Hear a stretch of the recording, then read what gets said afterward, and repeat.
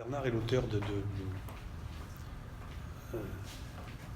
de nombreux livres, hein, mais allez voir aux éditions du Cerf ce qu'il a eu l'occasion d'écrire et vous serez toujours rassasié et dignifié par la lecture de Bernard.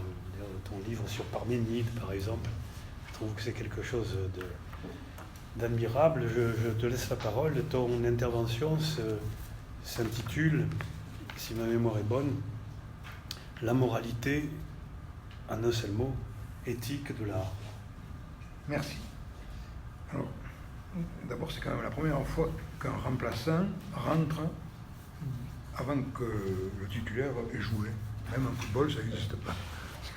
Donc, mais je pense que je ne dirai pas la même chose qu'elle ne dira pas la même chose que moi. Je pense aussi. Cela dit, quand j'ai lu votre proposition d'intervention, ça m'a remis les idées en place, si tant est que j'ai des idées, mais j'avais de la place. Donc ça suffit pour que quelques idées arrivent. Ça a renforcé, j'allais dire, mon principe de décausalité ou de acausalité. Je me suis dit qu'en fait, entre la morale et l'immoralisme, il fallait écarter ces deux et laisser advenir l'éthique d'un côté et l'esthétique de l'autre, même si plus je réfléchis, plus je me rends compte que l'esthétique, ça ne veut absolument rien dire, malheureusement, mais pas à tout le monde. Donc j'ai écrit une introduction, ce que je fais rarement, puisque j'ai écrit une introduction comme pour me signifier à moi-même, non pas qui j'étais, mais ce que je pourrais dire de la métaphore de Jarry.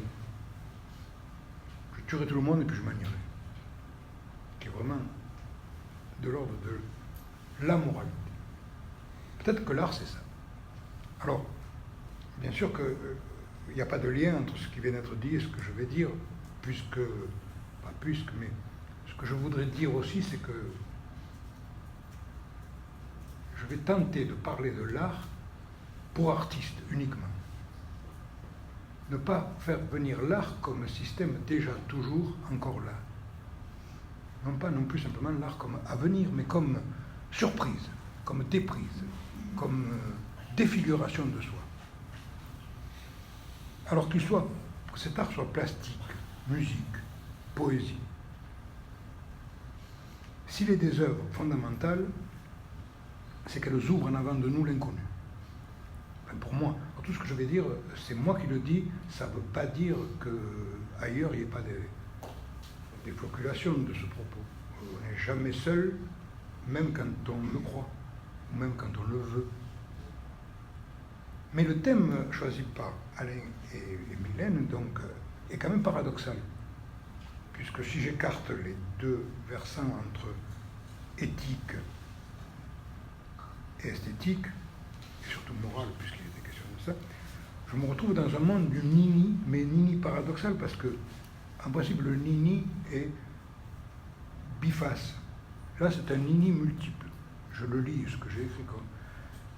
C'est celui du nini qui ferme un passé philosophique et esthétique et éthique, car il n'est ni moral, ni immoral, mais amoral, que je prends comme une figure étrange de l'éthique.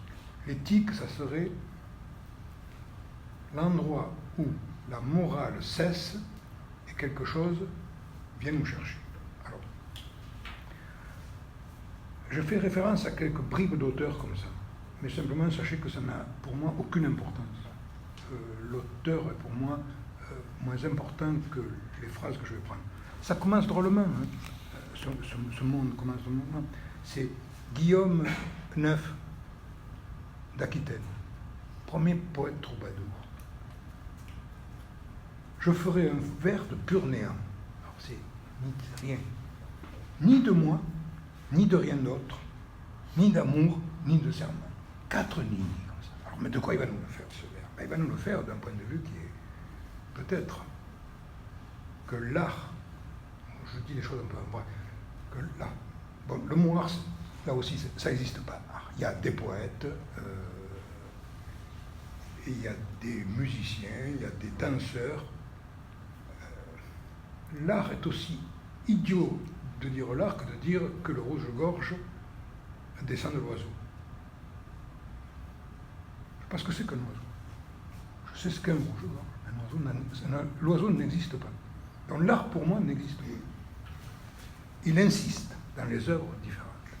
C'est ce qui me permet aujourd'hui de poser donc deux pans de mon propos. L'un qui part un peu partout comme ça.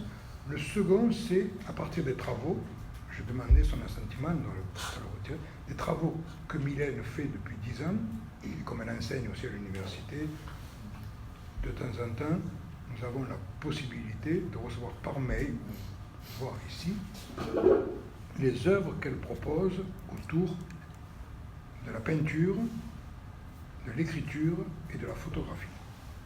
J'en parlerai à la fin, puisque si je le dis tout de suite, je n'aurai plus rien à dire après. Guillaume IX, 1040, mais bien avant Héraclite. Ethos, anthropo, daimon. Voilà. Tout mon propos va être autour de ça. Vous voyez ? Alors, tout ce que je vais dire aujourd'hui. Ethos, c'est l'éthique, mais pas au sens actuel. C'est la manière de vivre, séjourner, être au monde, parler, marcher, enfin tout. Tout ce qu'il fait.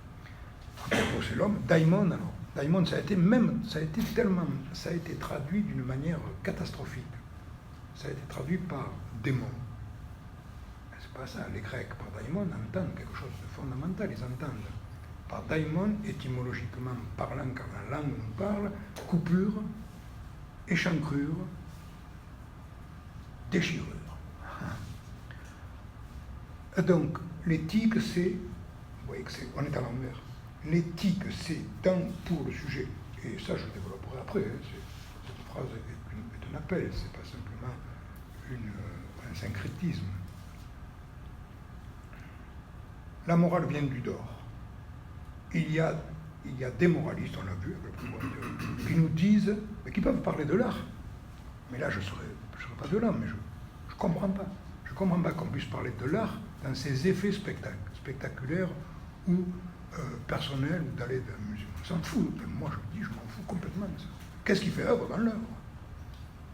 Qui vous dit que dans un musée, l'œuvre fait œuvre d'elle-même? Pas du tout. C'est beaucoup plus compliqué que ça. On a bien l'impression qu'aux États-Unis, comme pays nouveau, les plats arrivent tout préparés. Berkeley croyait ça. Mais Berkeley, il avait raison, hein. Il tapait sur sa clochette comme ça. La bonne arrivée, et les plats étaient préparés. Sauf que c'est Berkeley. Et Hume, alors parlons de Hume. Hume, c'est intéressant, il va à un moment donné, alors je fais une anecdote, je ne veux pas parler trop de temps, mais Hume, à un moment donné, demande la main d'une femme, il se met à genoux, et comme il est assez gros, il ne peut plus se relever. C'est ça l'éthique, hein. Je trouve ça exceptionnel. C'est très rare qu'une femme ait un homme à genoux qui reste perpétuellement. Après tout, moi, c'est la seule chose que je retiens de Hume. C'est pour ça que j'essaie de ne pas grossir. Ça ne marche pas forcément. Ça fait faire des économies. Bon, je continue. Je dirais la morale unifie le sujet, elle vient du dehors, de l'extérieur, des à côté, du bruit de fond de la philosophie, des moralistes. Ce bruit de fond qui nous assourdit complètement, hein, parce que soit elle est d'une morale, elle est du côté de la transcendance, proche de la religion, soit comme Kant, d'abord il faut savoir lire, et puis cette prétention, mal traduite par Allgemein, qui ne signifie pas universel, qui signifie tout le monde. Je ne sais pas qui c'est tout le monde. Je ne sais même pas qui est personne. Donc, vous voyez, bon. Opposé à la morale, effectivement, pour moi, bien opposé ou dans des dimensions radicalement différentes, l'éthique. L'éthique, c'est le... J'en parlerai, mais pas le temps, mais tant pis, après tout, je dirai un peu de choses. Mais je veux parler après avec et à travers Mylène. L'éthique, c'est la coupure. Lacan dirait la coupure signifiante du sujet, mais ça, c'est parvenu.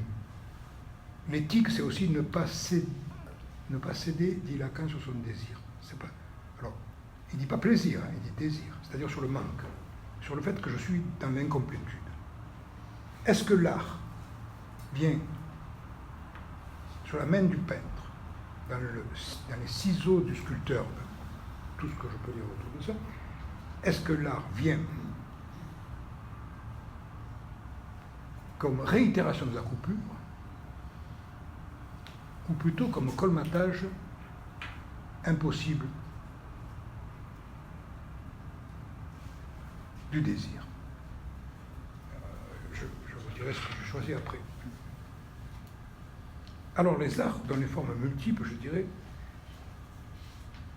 qu'ils établissent et rétablissent en instaurant, je dis bien le mot instauration, qui est un mot favori de Souriau, en instaurant une puissance du vivre, l'imprévisible, jusqu'à l'énigme, jusqu'à l'imprescriptible. Si c'est vrai ce que je dis de l'art, des arts, même si je dis que le mot n'existe pas, comment après, quand on est devant une œuvre, mettre en cause ou en puissance d'analyse des thèmes qui ont été en récurrence fabriqués hors leur rapport à l'art? C'est quand même particulier. Je ne vais pas faire une analyse psychanalytique, mais c'est bien que, alors je vais le dire d'une manière très violente, je le pense, pas mal d'enseignants en art plastique, dans les écoles d'art partout, ont la haine de l'artiste. Ils ne le savent pas, mais pour moi, c'est évident. Je peux en parler de ça. L'enseignement construit autour de la haine. C'est plus facile. Alors, voilà pourquoi l'œuvre n'est pas un reflet d'un déjà connu, pour moi, les œuvres, qui pour certains, ce reflet du déjà connu, de la répétition infinie, rassure. Pour moi, ça ne rassure pas, c'est plutôt inquiétant que notre contemporanéité, qui date de longtemps, notre modernité après coup, pense que l'art serait, même d'un point de vue marxiste, d'un point de vue, un pur reflet du social. Peut-être que l'art, s'il y a une fonction transpoétique, c'est-à-dire éthique, c'est de nous libérer de ces principes d'identité, qui sont l'un, le même, qui s'opposent à la vie. L'un, le même, l'identique, qui s'oppose à la vie. Parce que la vie est sans limite, étrange et étrangère à elle-même. C'est pour ça que dès qu'il y a un discours philosophico-politique qui s'empare de l'art, il le fait, non pas en méconnaissance, ce ne serait pas grave, mais il le fait dans le but ultime est de faire taire l'art et de lui donner une autre fonction de représentation. Mais parce qu'ils n'ont pas compris que l'œuvre d'art, c'est une représentation de rien, ou de rien de représentable. Alors là, moi, je m'avance, hein, je ne vais pas le prouver, je n'ai pas le temps. Hein, mais il y a des poèmes, des peintures, qui, lorsqu'on va vers elles, je parle du même musée que tout à l'heure, vous rendent étrangers à nous-mêmes, plutôt que de nous mettre en place tout un système récurrent de, je dirais rien. Elles nous rendent étrangers à nous-mêmes, éthiquement, elles nous rapprochent asymptomatiquement de l'autre, comme énigme, comme absolument tout autre. Et toute œuvre d'art est tout autre. Il n'y a pas d'histoire de l'art, sauf pour les historiens, mais Dieu sait si les historiens font des histoires et pas de l'art. Il y a donc des poèmes, des peintures. On peut nommer cela, pour moi, l'immanence des arts est coprésente à l'œuvre. Et surtout à la vie qu'elle suscite, qu'elle dévie par moments, qu'elle singularise, et ce, dans une rencontre avec le réel, et non pas avec la représentation. Vous voyez, quand vous voyez un tableau de Roscoe, seuls les imbéciles pensent qu'il s'agit du ciel qui touche la terre et qu'il y a une frange là qui nous... Pitié. On ne sait pas ce qu'on voit. On sait qu'on voit. Et peut-être que toute œuvre d'art est plus compliquée que ça. Peut-être que toute œuvre d'art empêche toutes les autres de venir à cette place. Plutôt que de dire, regardez, on est ensemble. C'est ma vision. Une œuvre occupe l'espace et comprendre, je veux dire, non, comprendre c'est bien, c'est trop rapide. Accéder par excès ou par défaut à l'œuvre, c'est supposer que les clés qui vont nous permettre de la comprendre, d'être avec elle, de la côtoyer, sont à l'intérieur de l'œuvre et non pas à l'extérieur. C'est-à-dire, c'est ce que dit Lautréamont à la fin des Chants de Maldoror, dans la poésie. Si vous ne me croyez pas, allez-y voir vous-même. Passez des mots aux idées, il n'y a qu'un pas que je rougis de nous-mêmes. Lautréamont. Dans cette lignée, je reprends mon propos est très décousu. Peut-être parce que c'est l'été qu'il ne faut pas que les choses... Parce que moi-même, je suis décousu.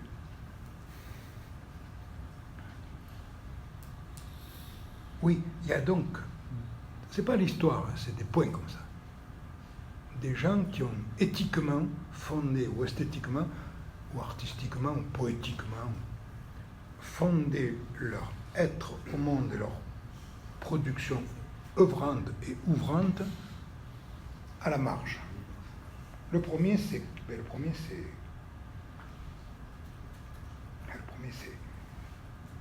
le chien, Diogène. C'est à l'époque de Platon. Hein. On est à l'époque de Platon. Diogène, d'abord, fait des trucs extravagants. Donc, il pisse, il chie devant tout le monde, mais il fait des choses très étranges qui montrent qu'est-ce que c'est que l'éthique par rapport à la morale. Platon est d'une famille riche et Diogène passe devant sa maison et il y a à peu près 30 kilos, 50 kilos de figues. Et Diogène vit que de mendicité. Il dit à Platon, tiens, tu pourrais bien m'en apporter quelques-unes. Platon dit, bien sûr. 2 heures après, un serviteur arrive chez Diogène et met 10 kilos de figues. Putain, Diogène, va voir Platon, il dit, mais qu'est-ce que tu fais là? Sur la pitié. Je t'ai demandé 4 figues, tu m'en donnes 400. Et tu te prends pour qui? Et je vois bien que même avec 400, ton orgueil n'est pas encore comblé. Dans tes figues, tu peux te les garder. Je trouve ça exceptionnel. Il voit un gosse à un moment donné dans la rue qui boit comme ça. Putain, il prend ça, il prend son gobelet, il le jette. Et tu n'en as besoin que de semaines pour boire. Donc, la vie, c'est ça peut-être. La vie, c'est peut-être éthiquement de retrouver quoi? Et pas ce qu'on a été, on ne sait pas ce qu'on a été, de retrouver dans le simple, dans la plat, quelque chose, je dirais, qui dépasse les conventions sociales ou les conventions classiques et connues. Voilà. L'éthique est une réponse sans calcul à l'immanence de ce qui advient. Elle est coattenante à la vie et nous entraîne à vivre. La morale fait appel, en son essence, aux valeurs transcendantes et parfois trop religieuses. Je dis ça signifie. Quelle heure c'est?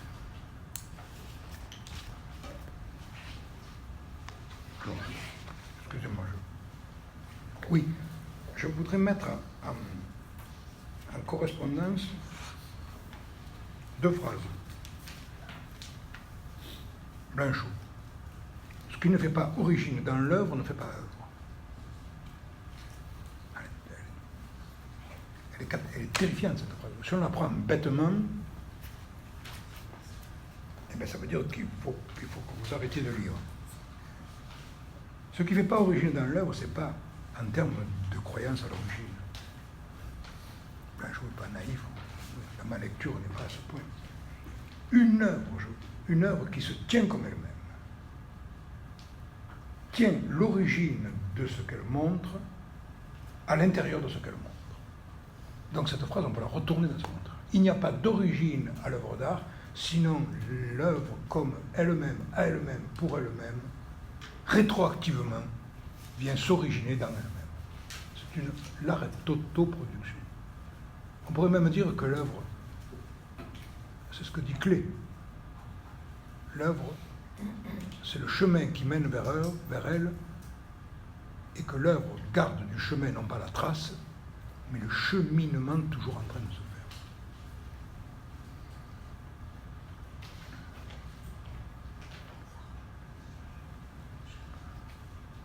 Deux moments clés dans l'histoire de la peinture. Il faut que, 10 minutes avant, il faut que tu pourras me le dire, que je ferai le truc que je dois faire. J'ai peur d'être emporté par... Non, on a du temps, il est midi moins le quart. Non, mais c'est pas bon. Encore 40 minutes devant nous, voilà. Deux grands moments d'une ouverture que Pline l'Ancien détermine, c'est... En gros, il se pose la question, qu'est-ce que peindre? Qu'est-ce que représenter? La première, la plus connue, dont usent certaines photographies ou certaines peintures, certaines mises en scène, c'est le fiancé doit partir à la guerre, le père de la fiancée allume une bougie ou une lanterne et voit l'ombre du fiancé dans le mur, et il dit: je dessine l'ombre de ton fiancé, au moins s'il meurt, tu auras une image. C'est ce que l'histoire a retenu de la peinture. C'est-à-dire, si avec ça, il n'y aurait pas de peintre. Comme on dit en patois chez moi, il travaille comme un peintre. C'est-à-dire, il reproduit exactement. L'autre, elle est beaucoup plus compliquée. Elle est chez Appel, c'est un grand peintre de l'époque. Un élève va le voir. Il vit à l'extérieur d'Athènes. Il rentre dans son cabinet, il n'est pas là. La servante dit: attendez, il n'est pas là. Elle dit: mais non, mais il dit: regardez, moi j'ai tout mon attirail de peintre, je le connais, c'est un maître pour moi. Et il y a un trait dessiné. Un trait. L'élève se dit, il prend son pinceau, il affûte et il fait un trait dans le trait. Appel rentre et dit: qui c'est qui a fait ça? Il dit: c'est moi. Ah, il dit: c'est pas mal quand même. Il dit: c'est pas mal. Il dit: regarde ce qu'on peut faire. Il prend un autre pinceau et il fait un trait dans le trait dans le trait. Alors, c'est pas un combat. C'est-à-dire que peut-être la peinture, allons jusqu'au bout. D'abord, c'est que la peinture, c'est, au départ, c'est un trait. Qu'est-ce qu'un trait? Une trace. Mais c'est plus compliqué. C'est-à-dire la peinture, c'est ce qui ne cesse d'aller vers l'effacement. Carré blanc sur fond blanc, c'est peut-être là. La fin de l'histoire de la peinture est le commencement d'une réflexion sur qu'est-ce qu'une toile. Mais bon.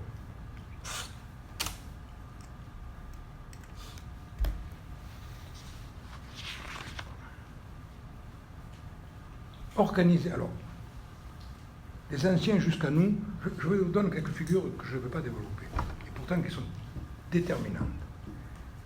C'est Diogène. Plus près de nous, effectivement,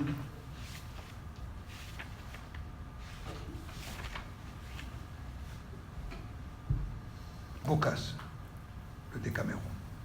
Là aussi, la morale est éclatée. Ensuite, Sade, la morale est éclatée. Et c'est très intéressant, Sade, parce qu'il ne faut pas confondre. Sade n'est pas sadique, il est sadien, ce qui est tout à fait différent. Si il reste 30 secondes sur Sade, c'est pas de... L'éthique sadienne, c'est dans le rapport physique avec l'autre. Pour ça, c'est des femmes.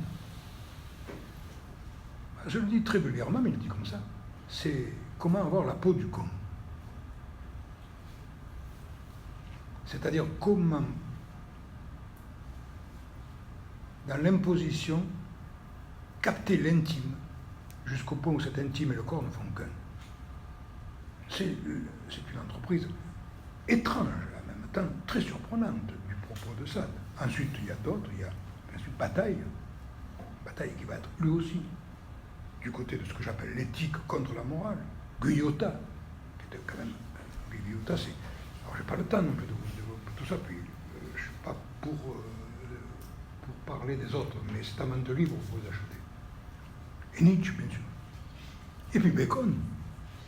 Qu'est-ce qu'il fait, Bacon? D'écarter ses corps comme ça, d'aller voir à l'intérieur. C'est pareil, le propos de Bacon est le même que Sade. C'est éthiquement défaire le corps de son unité comme Pessoa, alors voilà, rapidement, mais je n'ai pas le temps non plus, comme Pessoa va se donner une quarantaine d'hétéronymes, mais il en prend 4 ou 5 fondamentaux, c'est-à-dire écrire non pas au nom de ce que je suis, mais c'est ce que j'écris qui fait que je suis autre que je ne le suis. Vous me suivez? C'est pas le même verbe. C'est compliqué tout ça. Alors maintenant, écoutez, je m'arrête là, mais maintenant j'en viens à ma conclusion, qui est un épilogue. Il y a des œuvres multiples de Mylène, et nous sommes à Aix, qui vont, là c'est pas elle bien sûr, les grandes baigneuses, Madame Cézanne et elle. Ces 3 temps de l'espace féminin sont liés à la Terre. Et surtout ce qu'elle fait naître en nous. Il y a donc 2 points que développe, je dirais malgré elle, Mylène Duc. Il y a un point sur la photographie où elle se pose sur la Terre. Terre, est-ce que tu veux en nous renaître invisible? C'est ça que ça me fait penser. Et puis il y a, à partir de Perséphone, puisque la métaphore fondamentale qui tient tout ça, c'est Perséphone, qui passe du temps dans la Terre et qui sort quelques mois par an en plein air. Dans ces 2 moments, Mylène va convoquer, je n'irai pas plus loin, mais même dans son histoire, il y a ceux qui descendent et ceux qui montent hors de la Terre. Peut-être a-t-elle retrouvé dans ses œuvres, non pas un passé, mais une manière de dépasser, outrepasser et contrepasser le passé. Pour simplement passer. C'est une ouverture qui vient des rencontres. Jusqu'au point où il y a la sa grande toile, j'allais dire, où là on est dans un autre rapport à la Terre, c'est des enfants qui jouent. Et puis Perséphone. Alors, cette Perséphone a une robe blanche non peinte. C'est-à-dire, il y a un trou. Perséphone, c'est ça, c'est important, hein, parce que ce que les autres enfants jouent, ils jouent entre eux. C'est des enfants qui sont comme des nymphes, je dirais pourquoi. Perséphone ne joue pas, mais le tableau, comme dirait Paul Klee, est tout entier, non pas organisé, mais organiquement élaboré autour de Perséphone. Vous savez que Perséphone, en grec ancien, ça veut dire celle qui donne à manger aux colombes. Donc, il y a des oiseaux. Donc, ces enfants jouent. Ils jouent presque comme des nymphes. Perséphone est là. Ensuite, ce que fait Mylène parallèlement à ça, c'est Madame Cézanne qu'elle va chercher en la dévêtissant, comme si ce que Perséphone n'avait pas comme habit, c'est Madame Cézanne qui le reprend. Enfin, on est dans des jeux de permutation. Hein. Alors, vous voyez bien qu'effectivement, si vous allez dans un musée que vous voyez qu'une œuvre, ben, c'est comme si vous alliez au match de foot et que vous attendiez à ce qu'il y ait des plongeurs. C'est compliqué. Ça ne veut pas dire que l'auteur est le même, ça veut dire que quelque part, qu'est-ce que ça veut dire des choses, ça veut dire qu'est-ce que rentrer dans une œuvre d'art? Je ne sais pas ce que c'est, mais là j'essaie de montrer un peu ce que c'est. Si rentrer dans une œuvre d'art, c'est pas l'expliquer. Là je suis naïf. Une œuvre d'art, pour moi, art pour artiste, ça veut dire qu'une œuvre d'art, quand elle vient vous chercher le point, elle vous entraîne non pas à l'expliquer, mais à continuer, non pas l'œuvre, mais je dirais à parler, non pas sur, mais à partir. Tant qu'on parle sur l'art, on fait du métadiscours. Tant qu'on fait du métadiscours, le monde est arrêté. Si le monde avait commencé par un métadiscours, il se serait pris lui-même comme objet. On serait arrêté. Ça, c'est la répétition, c'est la mort. Une œuvre d'art doit nous... C'est le dialogue, alors je l'ai parce que je connais Anne de Staël, c'est le dialogue de Nicolas de Staël et de René Char. Ils s'écrivent des lettres, ils s'envoient des trucs. Ça y est, chacun veut que l'autre soit le successeur de l'un.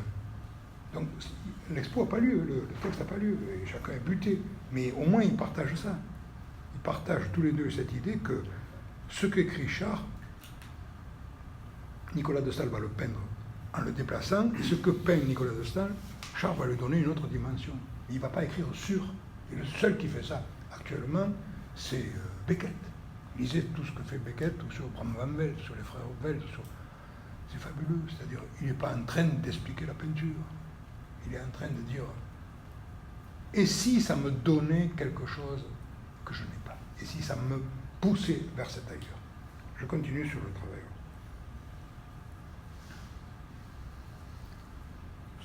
Donc le texte que je vais proposer, j'essaie de mettre en place ce que je dis. Je corromps. Il y a donc dans les tableaux, les peintures et les écrits que je connais pas tout de Mylène, quelques voix qui donnent sens entre les événements qu'elle prolonge. En écrit, en peinture, en photo, et même, je m'inventerai un mot, en philographie. Je n'explique pas ce que c'est, je ne sais pas trop ce que, mais j'essaie de...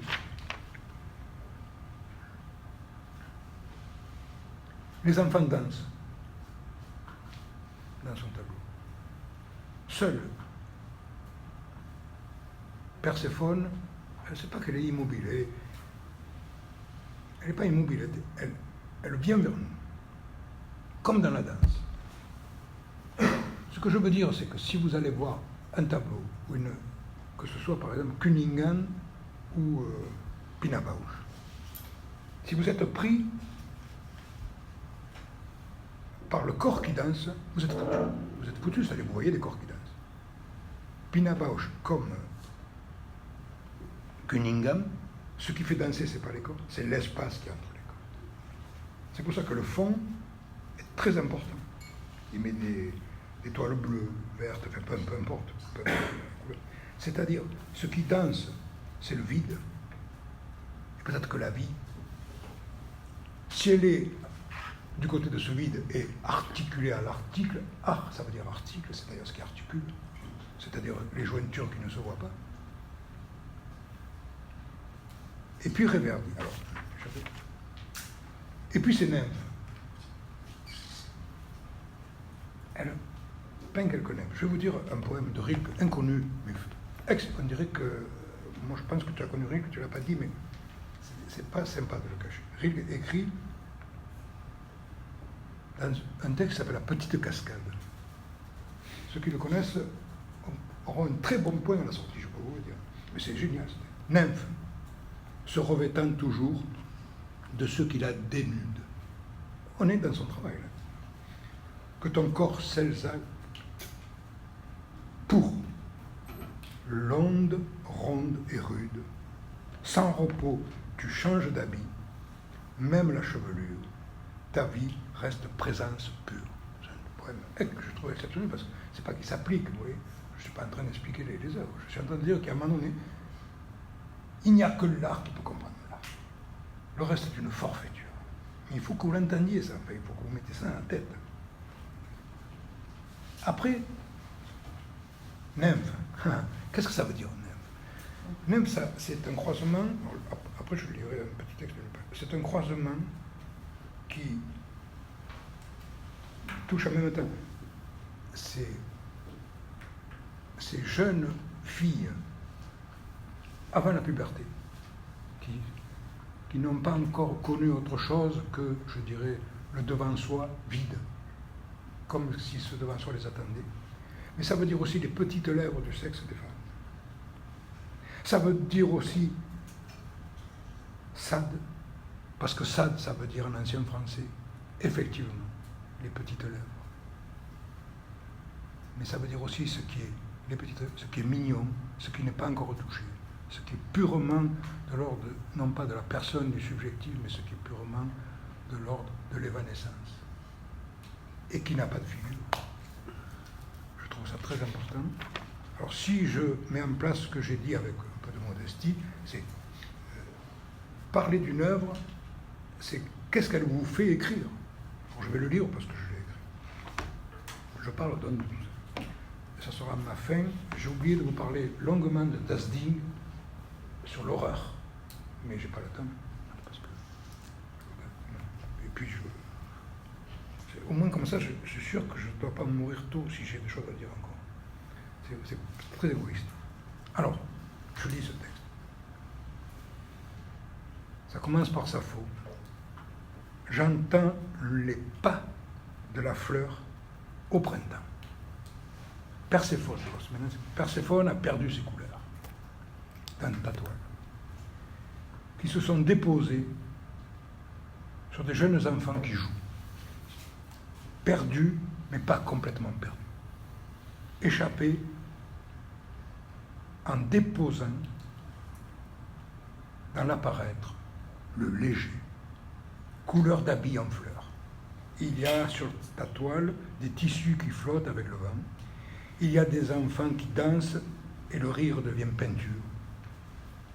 Et là, tout reste en suspens, infiniment en attente de ce qui n'a jamais eu lieu, en peinture, ni nulle part ailleurs. Ces enfants nous ressemblent, même si ce n'est pas vrai. Y croire, c'est s'abandonner à l'art et à son appel éclairci. Alors la vie fait vivre en vivant le vivant. Merci.